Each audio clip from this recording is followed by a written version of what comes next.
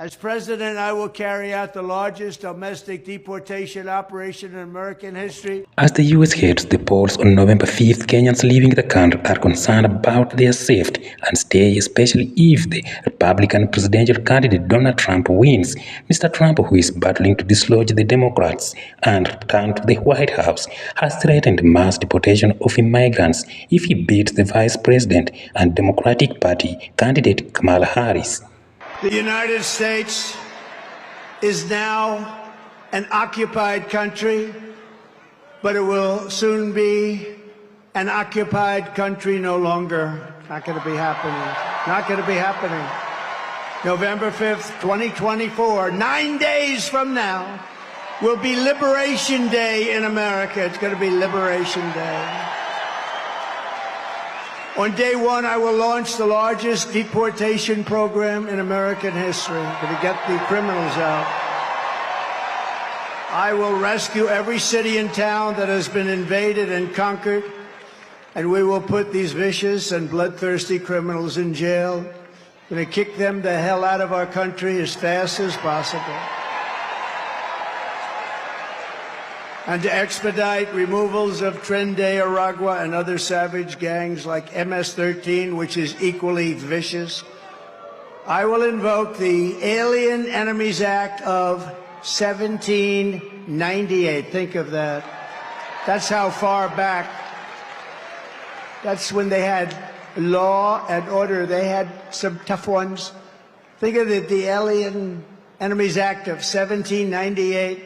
You hear that, Mr. Speaker? Get ready. Mr. Trump has been accused by mainstream U.S. media of pursuing radical and racist ideology in his campaigns laced with extreme rhetoric and conspiracy theories. Is in a deadbeat with Harris. Trump's plan includes a terrifying agenda of stripping immigrants of their constitutionally protected naturalized citizenship and terminate the family reunification program that allows permanent residents and the naturalized citizens to petition for their relatives to join them in the U.S.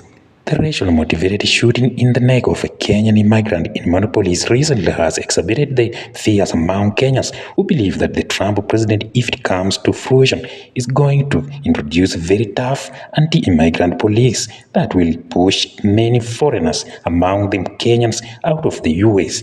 Mr. Davis Muturi, who was shot and critically wounded in Minneapolis, had made close to 20 complaints to the Minneapolis police that a white neighbor was threatening to kill him because of a racial hatred, but the law enforcers failed to act and provide him protection. With the heightened political and racial tensions, the anti-immigrants rhetoric has exposed Kenya's immigrants to potential risks, and many are bracing themselves for hard times ahead when confronted by media and other local leaders as to why they failed to protect the Kenyan American citizen before his alleged racist neighbor shot him. Police claimed they feared for their lives and that they did not want to endanger anybody.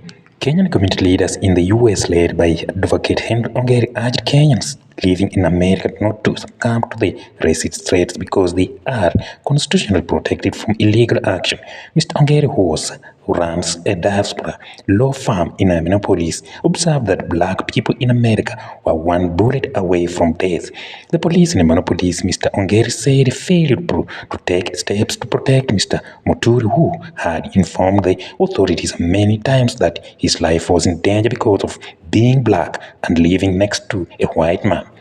Mr. Ongeri criticized the police for showing outright racial biases, but assured the local Kenyan community that they should not be intimidated by what he termed as cowardly act by misguided racists. He pointed out that it is in Minneapolis that a white police officer knelt on the neck of a George Floyd, a black man, killing him instantly.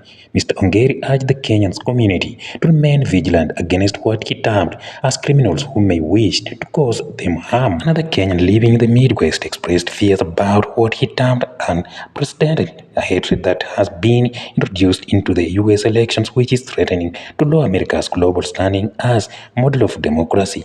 He pointed out that the campaign slogan of Making America Great Again simply means resorting to the dark past where black people were enslaved and treated like animals. Whichever direction the elections go, Kenyans in the US are concerned that the damage the politicians have done to the already racially divided country will take very long to address.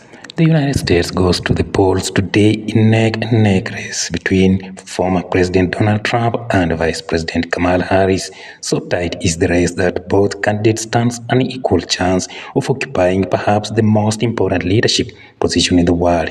As the world waits with bated breath, what are the implications for Harris-Trump presidents for Africa? When you look at the overall US policy towards Africa, you will realize that it has remained the same for decades with the variations from one administration to another. Those expecting a sea change in US-Africa relations with the elections of either Trump or Harris will better temper their optimism with doses of this reality.